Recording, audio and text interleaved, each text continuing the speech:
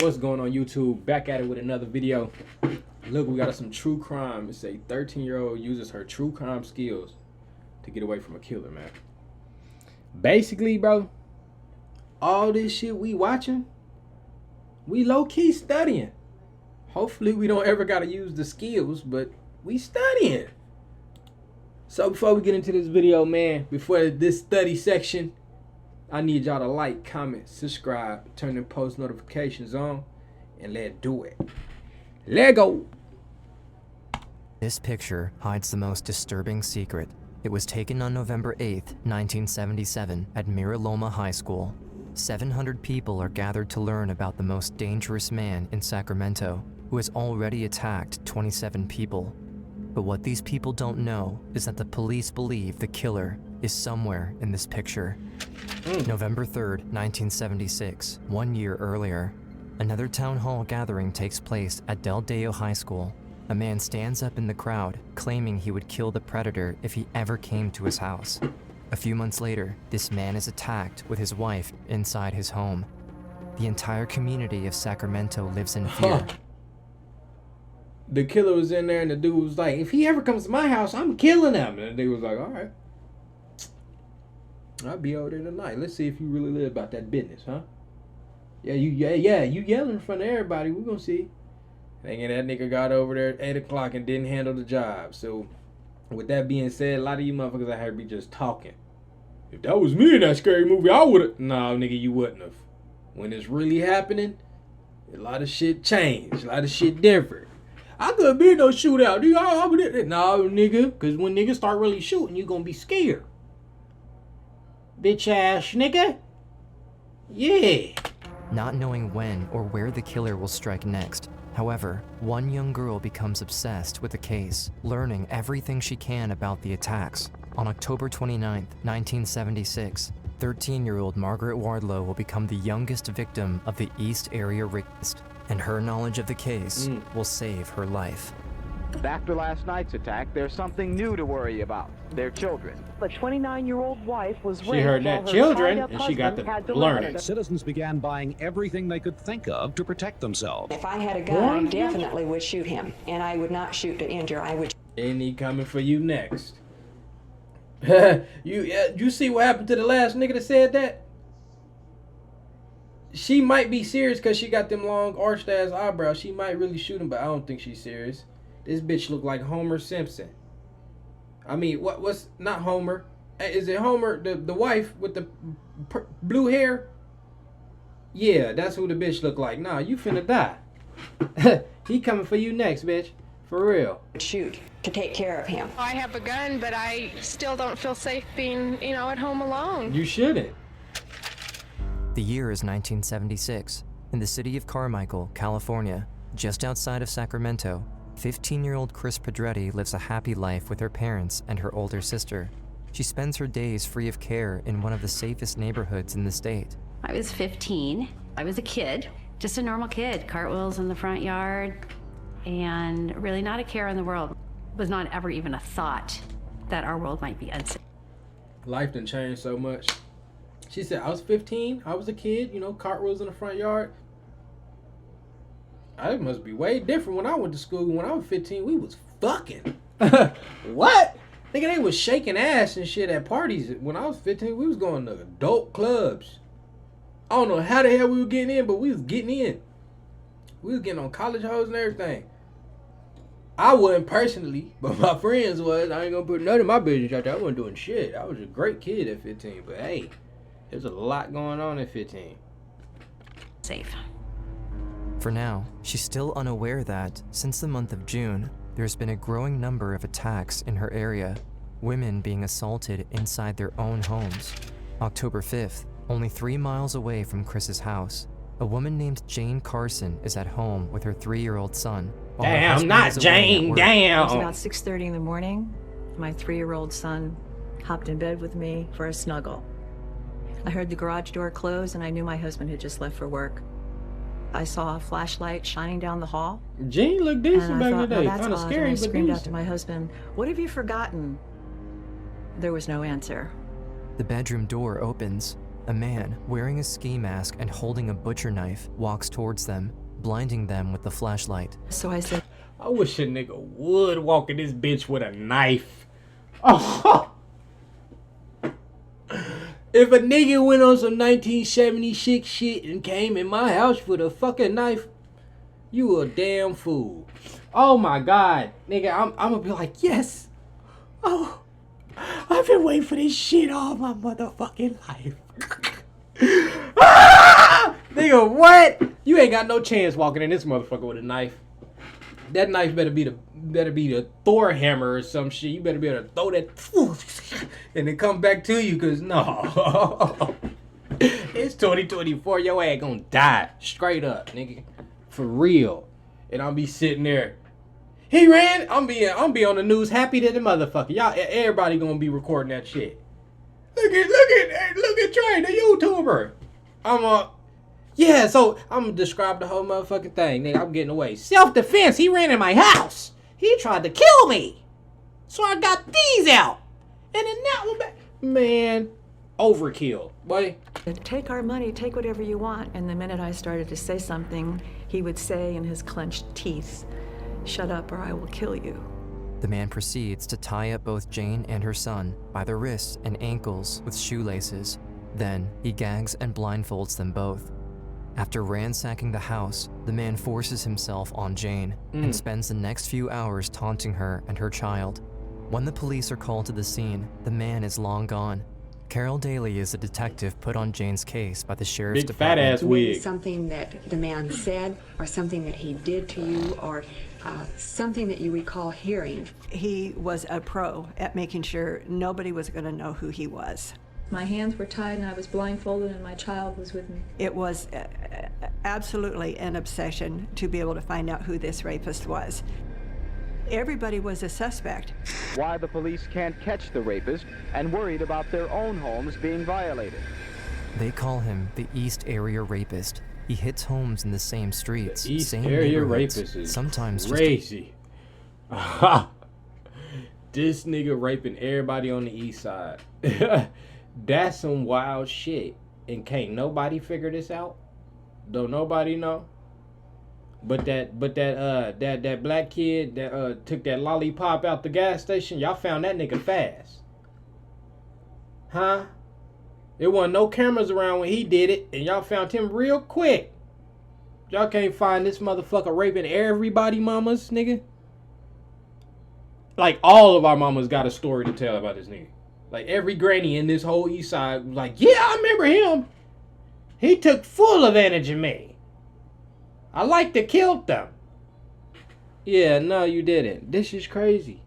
And he ain't raping no black women, so he racist too. Like, damn. A few houses away from a previous victim, wild. No one in Sacramento feels safe. But 15-year-old Kris Padr has no idea. I certainly didn't read the newspaper, and my parents didn't discuss it, so I didn't have any clue that there was danger in our community. December 18th, 1976. This is a only nigga 2 going months around after raping the attack people. on You ain't Jane hear about it Carson once. and her son, Kris is at home, alone. That night, She my must ain't had no parents friends, went to though. a Christmas party. Or I a went to play TV. the piano.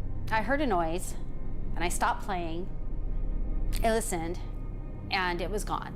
And all of a sudden, there was a knife at my throat, and he pressed it hard and said, make a sound and I will kill you. I froze. The brain stopped thinking at that point. I mean, I just went straight into survival mode. Kris is blindfolded and gagged. Her wrists are bound. The man forces her out to the backyard, where he cuts off her clothes and leaves her there. She can hear him inside the house, cussing and ransacking, and all she can do is wait. At that age, I didn't know what I was waiting for. So then he came back and took me in through the house and into my parents' bedroom where he raped me.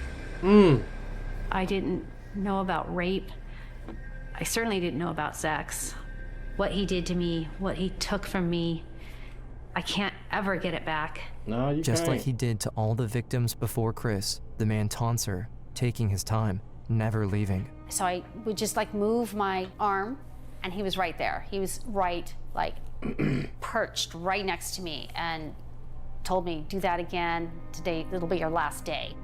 After more than an hour, Kris is exhausted, tired of being afraid. She doesn't care what happens to her anymore, but she can't continue to sit there and do nothing. She rubs her blindfold off and manages to get up with her hands tied. Thankfully, the man is gone. When the police arrive, Kris is taken to the sheriff's office for a physical exam and for further questioning. The 15-year-old girl is victim number 10. We were told the next day from my dad to never talk about it. It was such a strong... Never talk about it. He the one, he in on it too. Fuck it. He done caught him a couple rapes too. Don't tell nobody. Huh?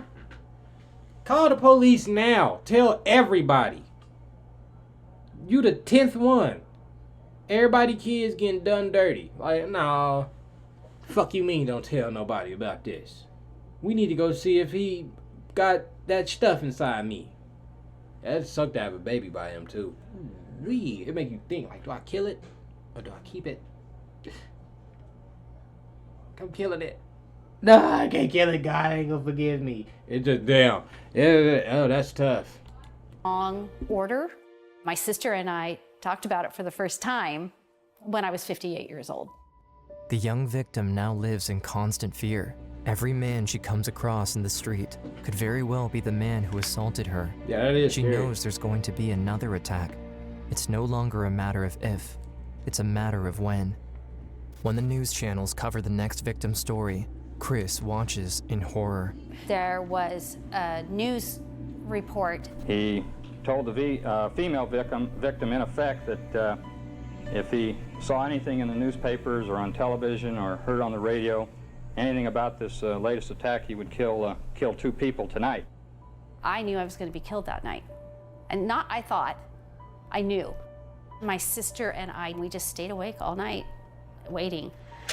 By late fall, when the East Area rapists began claiming 2 and 3 victims a month, citizens began That nigga buying tearing everything their they ass could up think on the of East to Side, protect boy. themselves. Hardware stores didn't have locks on the shelves anymore. Guns were flying off the shelves.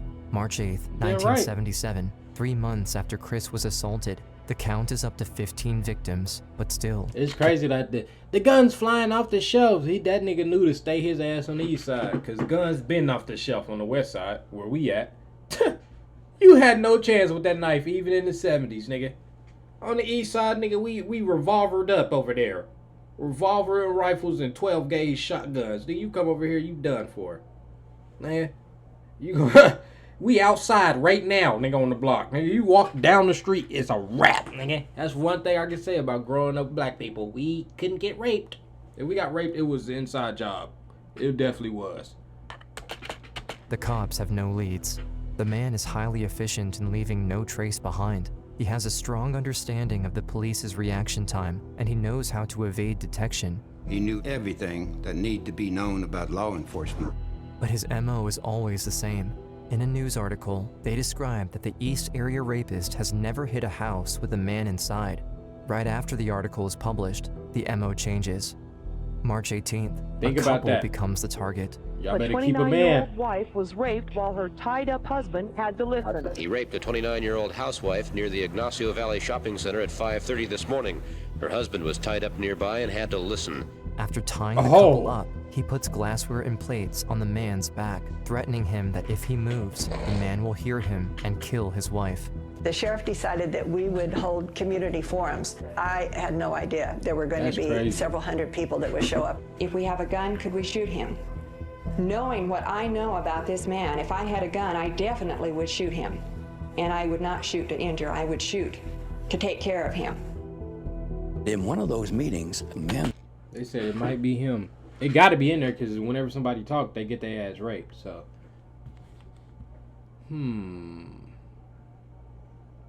it's him. He did it. He looking like, bitch, you gonna kill me? Yeah, he did it. It got to be him right there. Who else in here like this? Let's see. It might be this nigga too. The nigga that's staying all the way in the back, but he understand everything. It could be. Oh, god damn. It could be him too. That motherfucker back there retarded as hell. Ooh, everybody look like they rape people in here. Like, it could be him, too. Right here, he look ultimate touch your kids. And he locked up single mama, kid. It's him. I don't know. Damn. The 70s just look like rape land. Like, they all look like they'll call you the N-word and touch you. Forcefully. Stood up and said that if he ever comes to my house, I'll kill him. That he would protect his wife, protect his family. Hello? May 17th, only a few weeks after Might that be town him. hall meeting, the man is attacked at his house with his wife. It is likely the East Area rapist was in that town meeting, disguised as a concerned citizen, and he took that outburst as a challenge. I have a gun, but I still don't feel safe being, at home alone. You're always looking over your left shoulder. Always. I She was could have got it afraid. back in the day. Is he going to come back? Is he still stalking me? Does he live down the street? November 1977, on La Riviera Drive in Sacramento, 13-year-old Margaret Wardlow lives with her loving mother. She too is worried about the East Area rapist, but she's not like any average girl.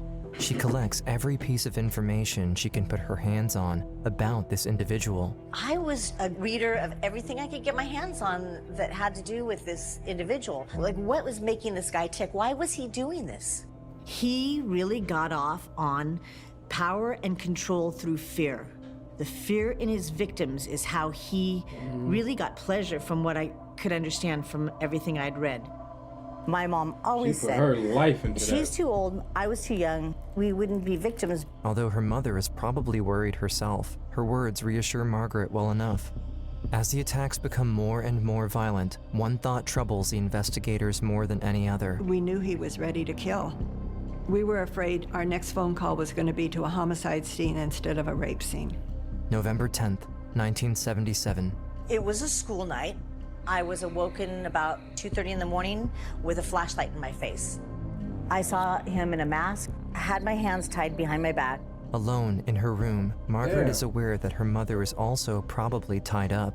As she hears the man walk into the kitchen and rattle with plates, she understands what's about to happen. I knew if he came into my room, he was going to rape my mom. And if he went into my mom's room, he was going to rape me. And he went into my mom's room. A calming voice inside of me that says, you're gonna get raped, this is what's gonna happen, but you're gonna survive, you're gonna get through this, it's gonna be okay. Well Damn, aware of what the at man 10 you intends knew to that? do to her, she Let me remembers just one get raped real specific quick and detail then I'm about good. him. He thrives off of fear. Margaret intends to use that against him. I didn't want to show him I was scared. He asked in a very harsh whisper, like, do you want to die? Do you want me to kill your mother? I just told him, I don't care. That was my way of telling I was him, like, fuck you mean you don't care? I'm ready to go. Rape me. Huh? Don't say that. That's not turning me on. Rape me. Rape me. Don't say that. You're not turning. Yeah. That's crazy. If that's how it worked, y'all keep that in mind. If you're not scared, they not gonna put their dick in you. you mean nothing to me. I'm not afraid of you. After last night's attack, there's something new to worry about. Their children.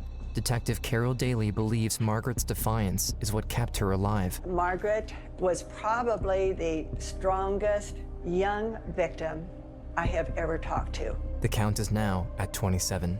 And still, nobody even knows what he looks like. No one knows where or when he'll strike again.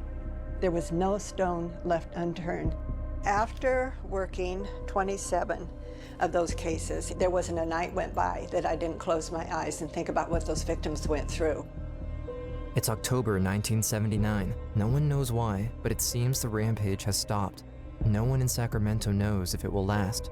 Some victims know too well his reign of terror is not over yet. The predator has been calling victims for months, even years after their attack, taunting them on the phone.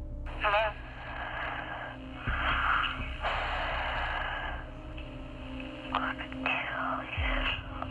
Oh, this nigga trying to play games and shit.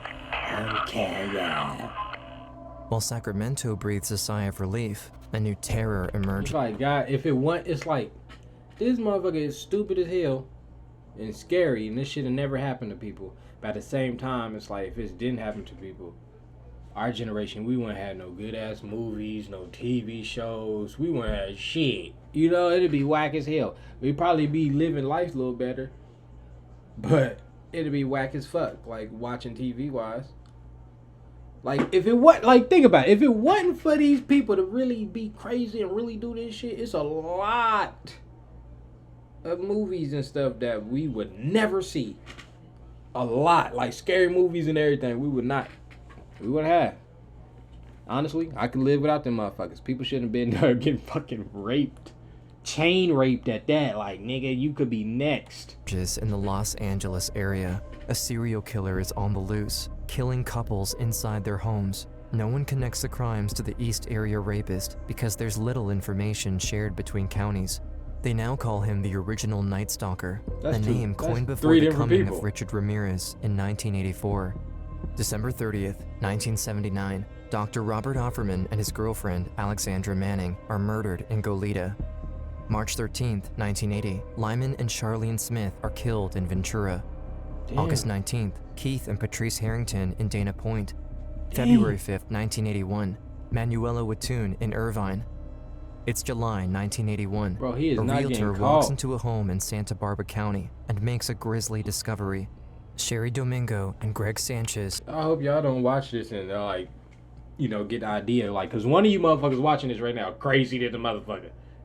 It can't be everybody watching me is sane. Like, one of y'all watching this right now, crazy as hell, and y'all think like, nigga, I'll rape somebody. You know, I think it's kind of cool. You know, one of y'all like that, you crazy motherfucker. But don't do that. It's 2024. Your ass getting caught, nigga. There's cameras everywhere, guns everywhere. We got heat sensors and shit you can buy for your house to see through the wall and shit. Oh God, your ass dead, nigga. You better go rape a cow or something. You fuck around and died in too. From COVID, salmonella, valpadella. There's all types of ways you can die now. It ain't gonna work. Back then, they didn't have no cameras, no nothing, no Nathan.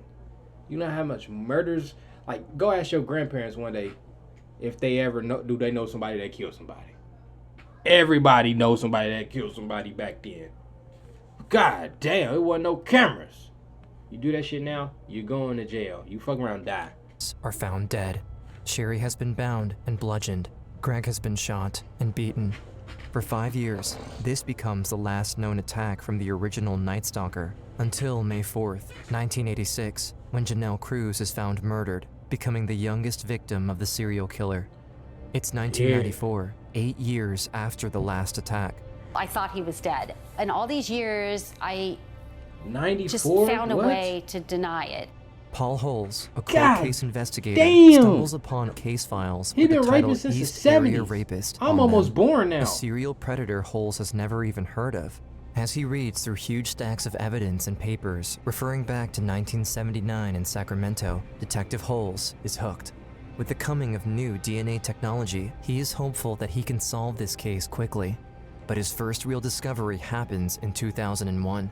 The samples collected in Sacramento match the ones from Los Angeles. Finally, Detective Holes can say with confidence that the original Night Stalker is in fact the same person as the East Area Rapist. But even with this new information, Detective Holes is unable to find a match. He had never been convicted of a crime that qualified him to be compelled to give his DNA to be put into a database. During his investigation, Detective Holes gets a call from an unexpected ally, Michelle McNamara, who has been investigating the case just as obsessively as he has.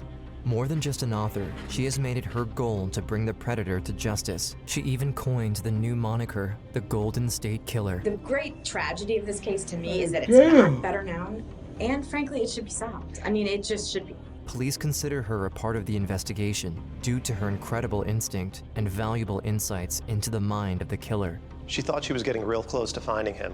I'm optimistic. I know that it sounds crazy to be optimistic, but I am. After spending more than 6 years retracing the steps of a killer, Like, bro, Michelle... all the way to it's 2001, bro. He was raping shit since my mama was being born. And still getting away raping shit since I was being born. And still getting away raping shit.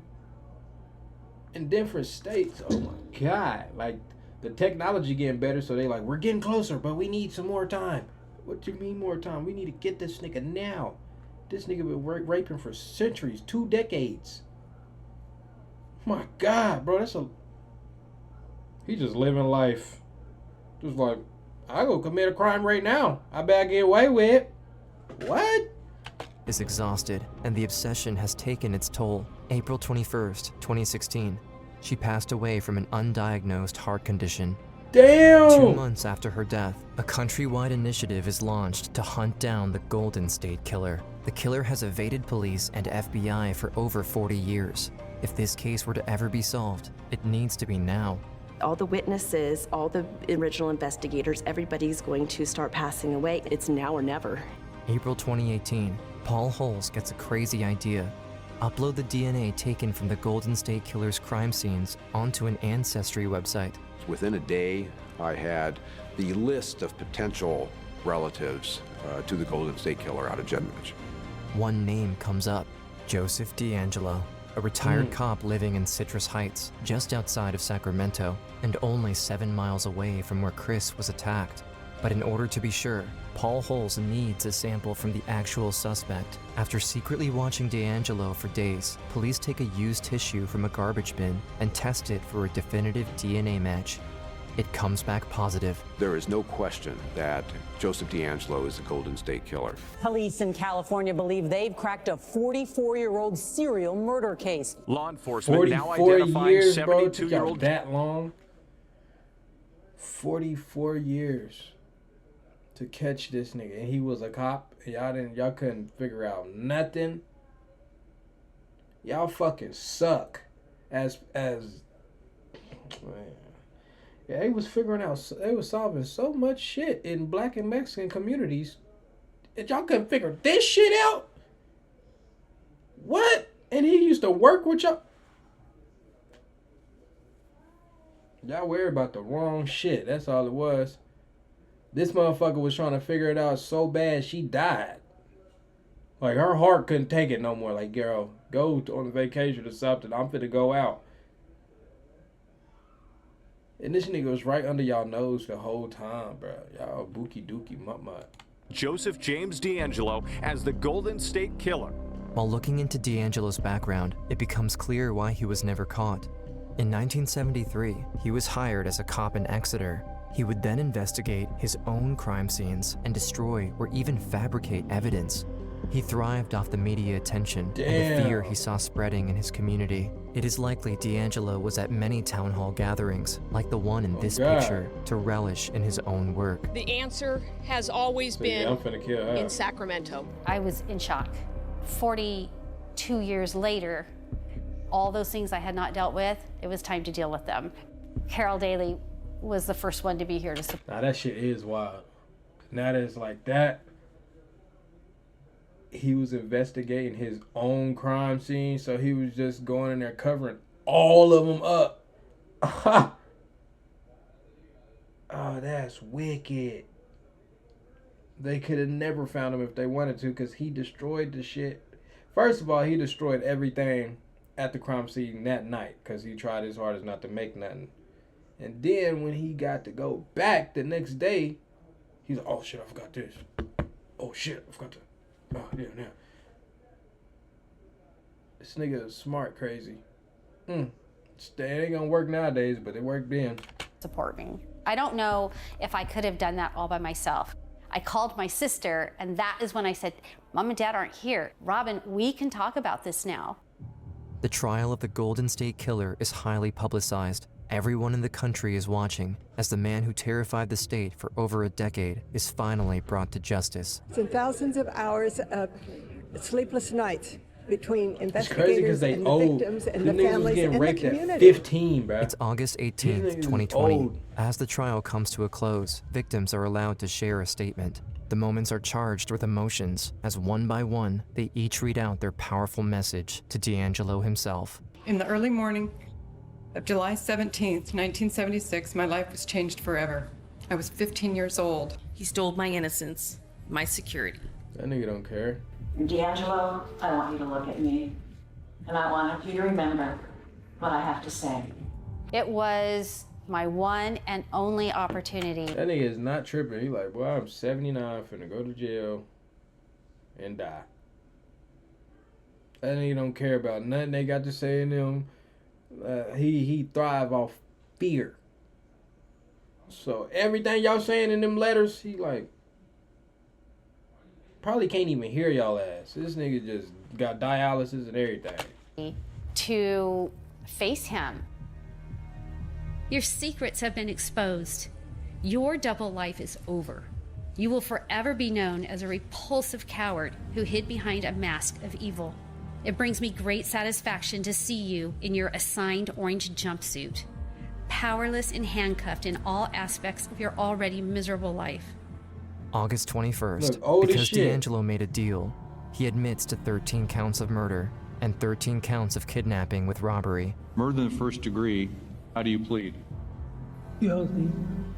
To take the death penalty off the table, he also admits to 160 uncharged crimes, including dozens of rapes. Jane Doe 11, October 13th, 1978.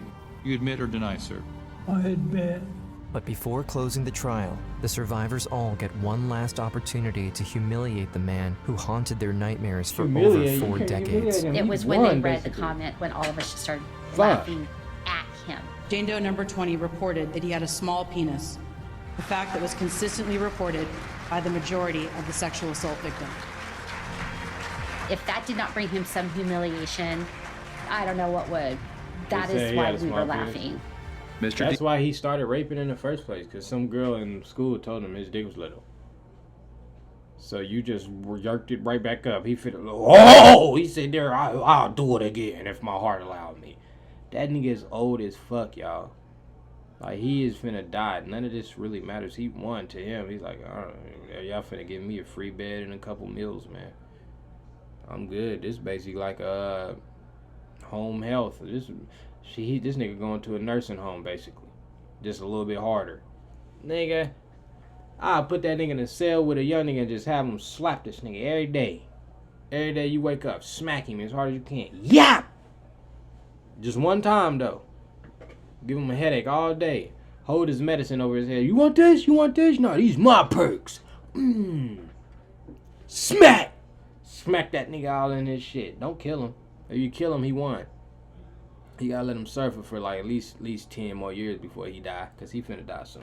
D'Angelo will spend the rest of his natural life and ultimately meet his death behind the walls of a state penitentiary. I'm so glad it's over. I mean, it is such They should cut in between his toenails.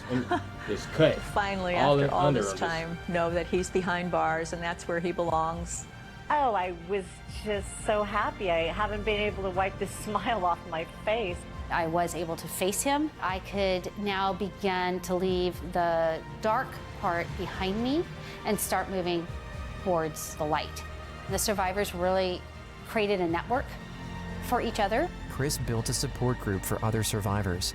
It became a network for families and friends. Mostly what I would like people to take away from this is that they can be free and they can speak. She says each person is kept in a cage created by trauma, but the key to open it is in their pocket. We're so terrified to pick up the key and walk out that we remain in this self-imprisonment. The key is right there to open up this prison door. All you gotta do is use it.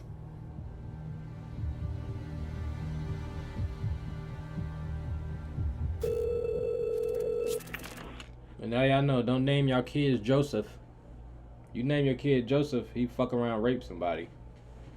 They be living up to these names, man. You gotta watch what you name your kids, because they gonna live up to that name. And Joseph might be the one. You know what I'm saying? But yeah, man, that's the end of this video. I need y'all to like, comment, subscribe, turn them post notifications on, and get ready for this next video, because I'm gone. Peace.